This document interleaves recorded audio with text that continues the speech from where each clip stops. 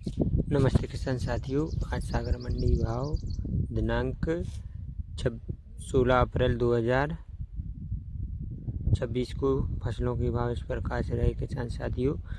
गेहूं का न्यूनतम भाव 2135 रुपये, अधिकतम भाव 2405 रुपये और औसत भाव 2400 रुपये रहा।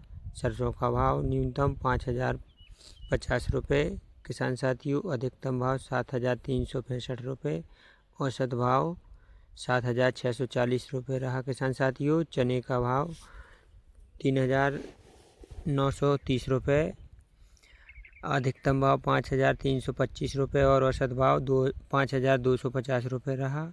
इसी प्रकार किसान साथियों मसूर का भाव न्यूनतम भाव 5700 रुपये, अधिकतम भाव 8500 रुपये, औसत भाव 5600 रुपये रहा।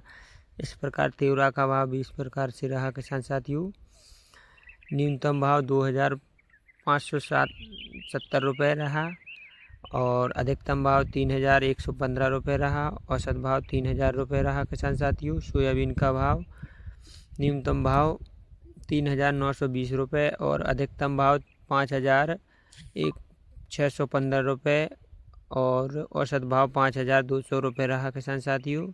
इसी प्रकार मक्का का भाव न्यूनतम भाव 1495 रुपये और अधिकतम भाव 1830 रुपये और औसत भाव 1670 रुपये रहा।